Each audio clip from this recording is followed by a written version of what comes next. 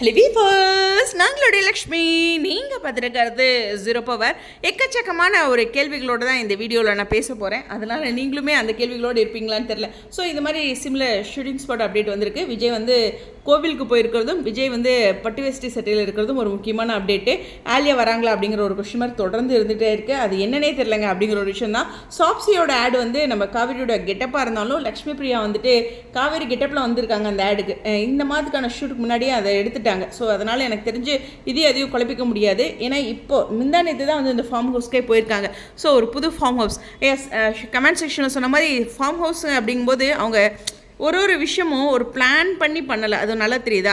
இதுதான் முதல் முறையாக அவங்க ஃபார்ம் ஹவுஸே வரேங்கிற மாதிரி சொல்லியிருக்காங்க. பட் அதே பழைய ஃபார்ம் ஹவுஸ் உங்களுக்கு கிடைக்கல.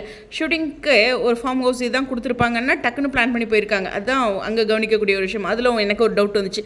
அடுத்து பார்த்திங்கன்னா, நிவினும் காவேரியும் பேசிகிட்டு இருக்கும்போது யமுனா ஹாஸ்பிட்டல் எப்படி இருக்கா, டிஸ்சார்ஜ் ஆனால், இந்த மாதிரி ஒரு டாக்ஸ் இருக்கும்போது அப்போ தான் அவர் காலையில் தான் வராரு இல்லையா? அப்போது பயங்கர அந்த இடத்துல ஒரு கொஸ்டின் மார்க் இருக்குது. ஒரு ஃப்ரெஷ்ஷாக அந்த கதையை மறுபடியும் நகர்த்தியிருக்காங்க அப்படின்ட்டு.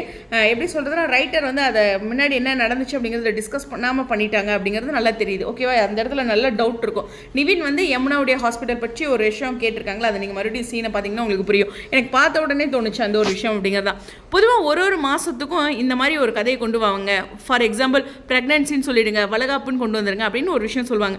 அதே மாதிரி நிவின் அண்ட் யமுனா இவங்களோட மேரேஜ்னு ப்ரமோ ஃபஸ்ட்டு போடுங்க, அப்புறம் பார்த்துக்கலாம், ஒன்று ஒன்றா கொண்டுட்டு வரலாம் அப்படிங்கிற மாதிரி சேனல் முடிவு பண்ணியிருக்காங்க. பொதுவாக சேனல் இந்த மாதிரி பண்ணுங்கள் டிஆர்பிக்காக அப்படிங்கிற ஒரு விஷயம் இருக்கும். இது கம்ப்ளீட்டாக பார்த்திங்கன்னா வெண்ணிலாவுடைய அந்த என்ட்ரி அவங்களுக்கு டிஆர்பிக்கு எவ்வளோ கொடுத்துருக்கு அப்படிங்கிறது நான் குறிப்பிட்டு சொல்ல அப் அண்ட் டவுன் அப்படின்ட்டு. ஏன்னா அவங்கள பர்டிகுலராக டார்கெட் பண்ணுற மாதிரி போய்டும். பட் ஆனால் ஓரளவுக்கு சரியாக அதே மாதிரி தான் சராசரியாக தான் போயிட்டுருக்கு. ஆனால் பொதுவாக பார்த்திங்கன்னா சேனல் மகாநதியோட டிஆர்பியை குறைவாக போயிட்டுருக்கு. என்னாச்சும் பண்ணணும் அப்படிங்கிற ஒரு பிளானில் இருக்காங்கங்கிறது தான் இந்த சடன் ட்ராக்கோட மாற்றத்துக்கு நான் ஃபீல் பண்ணுறேன். ஏன்னா காவேரி நிவின் கிட்ட ஹாஸ்பிட்டலில் சொன்ன விஷயம் என்னென்னா, என் தங்கச்சி நான் பார்த்துக்கிறேன் அப்படிங்கிற மாதிரி சம்திங், நீங்கள் நகர்ந்து போயிடுங்க, நான் அவளை எப்படியோ பார்த்து கொண்டு வரேன் அப்படிங்கிற மாதிரி வீட்டில் அப்படியே மாற்றி சொல்லியிருக்காங்க. ஸோ இப்படி ஒரு விஷயம் இருக்கும்போது அப்படியே சடனாக யமுனாவுடைய கல்யாண நகர்வுகளில் நிவின் கிட்ட காவேரி பேசுறது அப்படிங்கிறது சடன் ஜம்ப்பாக இருக்குது அப்படிங்கிறது தான். அது மட்டும் இல்லை, அவங்க அந்த காரில் போகிற அந்த பிளானே மறுபடியும் புதுசாக இப்போ எடுத்து ஷூட்டாக தான் தெரியுது. ஸோ அதனால் இந்த புது பிளான் அப்படிங்கிற ஒரு எக்ஸிக்யூஷனில் இருக்காங்க. நார்மல் பிளானில் கொஞ்சம் ஒரு ஃபாஸ்ட்டாக சம்திங் ஏதோ ஒன்று பண்ணியிருக்காங்க அப்படிங்கிறது நான் பர்சனலாக ஃபீல் பண்ணுறேன். அதை இந்த இடத்துல பதிவு பண்ணிக்கிறேன்.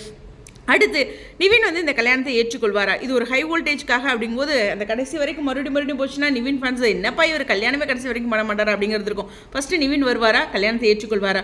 அடுத்து பார்த்திங்கன்னா, கோவிலில் இருந்து அந்த கல்யாணம் பண்ண காஸ்டியூமுக்கு விஜய்க்கு பட்டு வேஷ்டி சட்டை. ஏன் அவர் ஃபஸ்ட்டு கோவிலில் இருந்த காஸ்டியூம் தான் கல்யாணத்துக்காக. ஸோ அங்கே அவர் நார்மலாக தான் இருக்கார், நார்மல் காஸ்டியூமில் தான் இருக்கார். ஆனால் வீட்டில் பட்டு வேஷ்டி சட்டையில் இருக்கார், ரைட்டா? ஸோ அந்த ஒரு விஷயமும் இருக்குது. ஸோ கோவிலில் போய் அவர் மறுபடியும் அந்த ட்ரெஸ் சேஞ்ச் பண்ணிவிட்டு பட்டு வேஷ்டி சட்டை கல்யாணம் அப்படிங்கிற ஒரு கெட்டப்புக்கு வராரா அப்படிங்கிறது இருக்குது. நிவினுடைய மேரேஜ் நிச்சயமாக ஒரு ஹை வோல்டேஜ் ட்ராக் தான். ஏன்னா அவரும் கதையில் ஒரு நாயகனா ஃபர்ஸ்ட்லேருந்து ட்ராவல் ஆகிட்டு இருக்காரு அப்படிங்கிறது மறுக்க முடியாத ஒரு உண்மை. ஸோ அவருடைய அந்த மேரேஜ் ட்ராக் அப்படிங்கும்போது இந்த சண்டேவோட ப்ரமோ ரொம்ப இம்பார்ட்டண்டாக இருக்கும் அப்படிங்கிறது தான்.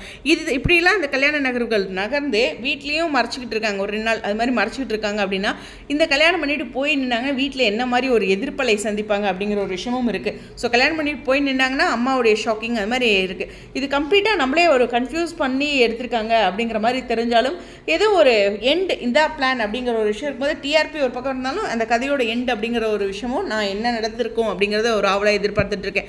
எப்படியோ ஒரு பக்கம் இருந்தாலும் இன்னும் ஒரே ஒரு விஷயம் என்னென்னா, விஜய்க்கு அந்த 1 இயர் கான்ட்ராக்டில் நிவின் ஒரு ப்ரெஷராக இருக்கார்ல, அது ஈஸியாக ஓப்பன் ஆகிடுச்சு அப்படிங்கிறதும் இங்கே கவனிக்கக்கூடியது. ஸோ வெண்ணிலா மட்டும்தான் இப்போ அவங்களுக்கு ப்ரெஷராக இருக்காங்க அப்படிங்கிறதும் இங்கே கவனிக்கக்கூடிய ஒரு விஷயம் அப்படிங்கிறது தான்.